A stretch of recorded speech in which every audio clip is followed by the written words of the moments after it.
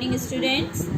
Chapter 11 चल रहा था आपका। आज हमारा टॉपिक है चैप्टर 11 में help during the natural disasters. During the time of natural disaster it becomes everybody's duty to help the victims. We can help them in follows ways. If a person is trapped inside a house during an earthquake, help him her to come out safely. For those who are hurt or injured, we must arrange quick medical treatment. First aid can also be given to the people at the calamity site.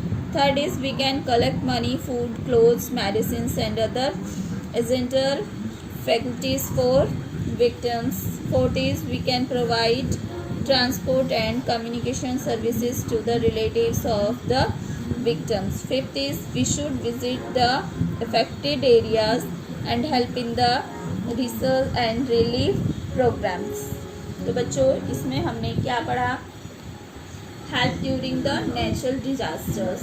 जब भी कोई natural disaster आता है तो यह हम सबकी duty बन जाती है कि हम सब अब उनकी मदद करें। अब हम उनकी मदद अलग अलग तरीके से कर सकते हैं। वो कैसे? ये जो पॉइंट्स हैं इसमें हमने अभी पढ़ा कि हम कैसे उनकी हेल्प कर सकते हैं। फर्स्ट, अगर कोई अर्थक्वेक में अपने घर में फंस जाता है तो उसे वहाँ से बाहर निकालना, ठीक है, उसे उसके घर से बाहर निकालकर हम हेल्प कर सकते हैं। सेकंड में हमने क्या पढ़ा? अगर किसी को चोट लग गई है तो उसे मेडिकल ट्रीटमेंट देना। अगर किसी को कैलमिटी से भी चोट लग जाती है तो उसे भी फर्स्ट एड देना, है ना। थर्ड में हमने पढ़ा हमें उन लोगों को खाना पानी जो भी उनकी ज़रूरत की चीज़ें हों वो सब देनी चाहिए।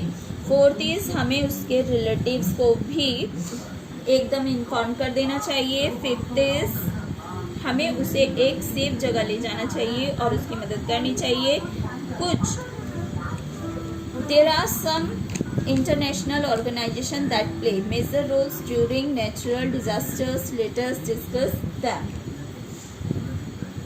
अब हम कुछ इंटरनेशनल ऑर्गेनाइजेशन भी हैं जो नेचुरल डिजास्टर्स में हमारी हेल्प करते हैं, उनके बारे में पढ़ेंगे। Okay, first is United National Children's Fund. This organisation provides food, medicine and other necessary things to the affected people.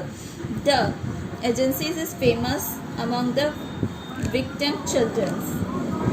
इसमें ये ऑर्गेनाइजेशन इफेक्टेड लोगों को मेडिसिन और फूड देती है और ये एजेंसी बच्चों के लिए बहुत फेमस है।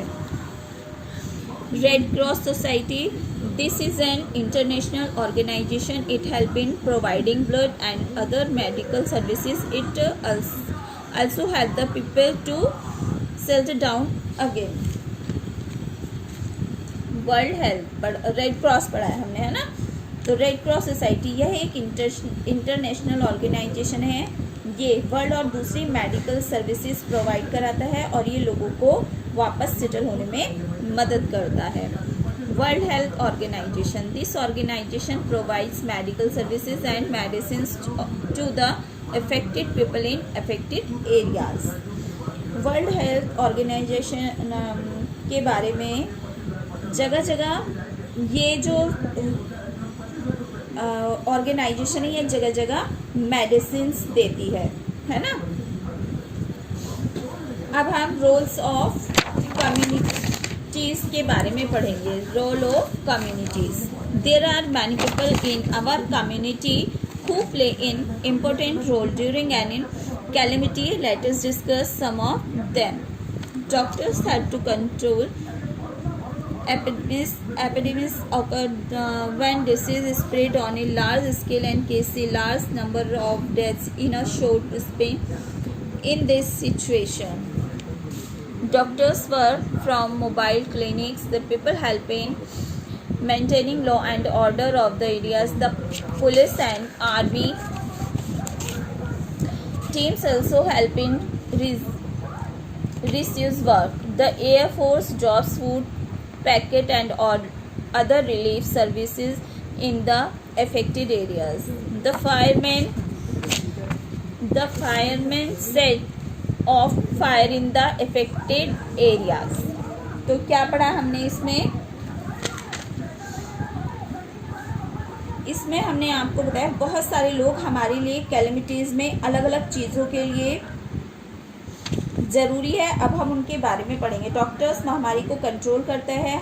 महामारी तब आती है जब कोई डिसीज़ बहुत सारे लोगों में फैल जाती है, जब कोई बीमारी बहुत सारे लोगों में फैल जाती है और बहुत कम समय में वह लोगों को मार देती है। इस सिचुएशन में डॉक्टर को अपने मोबाइल क्लिनिक से काम करना पड़ता है। जैसे आप देख रहे हैं ना, कोरोना, ये इसी तरह की बीमारी है ना। पुलिस लॉ और ऑर्डर मेंटेन करके रखती है और हमारी हेल्प भी करती है। एयरफोर्सेस फूड के पैकेज गिराती है और दूसरी चीज़ें जो वहाँ के लोगों को चाहिए होती हैं। फायरमैन फायर बुझाता है। ठीक है, तो ये हमारा चैप्टर यहाँ पर कंप्लीट हो गया है। इसमें जो भी वर्क मैंने आपको भेजा है वो सब आपको करना है। इसमें मैं आपको टिक द करेक्ट करा चुकी हूँ, दोबारा शो कर रही हूँ मैं, आप देख लीजिए, सब फिल हुए हैं इसमें, ये सब मैं आपको करा चुकी हूँ। ओके, जिसके नहीं हुए हैं वो इसमें से देखकर फिर से फिल कर लें। ये true false tick the correct नहीं, रॉन्ग एंड राइट है, इनको भी आप अपनी बुक में फिल कर लीजिएगा। जिसके पास बुक नहीं है वो नोटबुक में कर लेना। और क्वेश्चन आंसर्स मैं आपको इसमें वेरी शॉर्ट क्वेश्चंस करवा चुकी हूँ। आज आपका वर्क है ब्रीफ क्वेश्चंस। ओके, लेकिन बच्चों ये ध्यान रखना कि सिर्फ यही नहीं कि जो हमने अब वेरी शॉर्ट कराए हैं और ब्रीफ कराए हैं, तो आपको दो ही टाइप के क्वेश्चंस एग्जाम में कैसे भी क्वेश्चंस आ सकते हैं। आपको इन्हीं में से वन वर्ड भी बन के आ सकते हैं, लॉन्ग भी बन के आ सकते हैं, शॉर्ट, वेरी शॉर्ट, कुछ भी आ सकता है। ओके, तो आपको अपने बुक का पूरा चैप्टर रीड करना है और हर चीज़, बुक एक्सरसाइज भी, क्वेश्चन आंसर भी, सारी चीज़ें लर्न करनी है। Okay, good day.